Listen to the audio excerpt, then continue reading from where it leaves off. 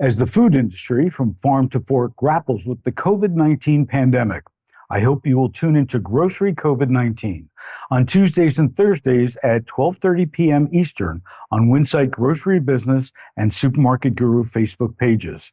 On these Lempert Report videos, we will address COVID-19 stories as well as to continue our focus on marketing analysis, issues, and trends for the food industry.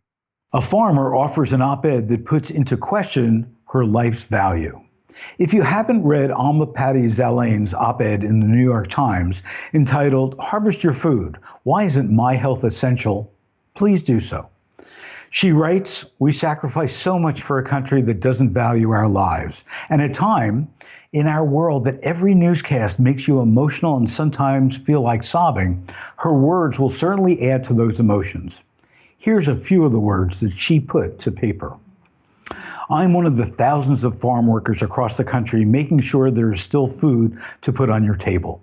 Since I came to New York from Guatemala 11 years ago, I have cleaned cabbage in a packing shed, milked cows on dairy farms, trimmed apple trees in orchards, and wrapped and pruned tomatoes in a greenhouse. If I get sick with COVID-19, I'm afraid of what it'll mean for my children, my compañeros, my compañeros. If I get sick with COVID-19, I'm afraid of what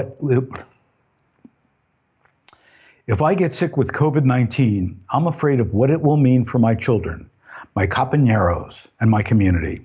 But unlike many other workers in the United States, my workplace has not shut down. Farm workers are considered essential, and yet we are left out of government support. A few weeks ago, I started to have a headache and a fever. The symptoms got worse with a sore throat and coughing.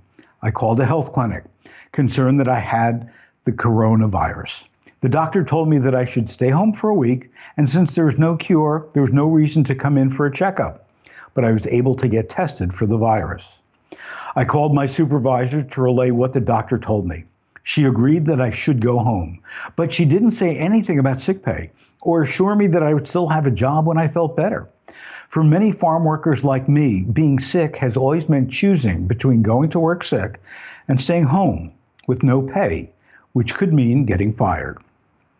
My employer's policy is to withhold our pay if we stay home sick. If employees take too many days off, we lose points, which leads to deductions from a small yearly bonus. So we have continued to work even if we're sick or injured.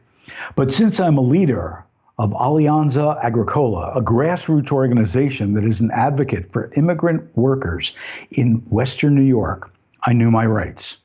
New York has passed legislation before I got sick that requires employees with more than 10 employees to provide paid sick leave to workers who must stay home because of coronavirus concerns. So I received the paid leave I was entitled to. The first time in 11 years as a farm worker, I was paid while ill.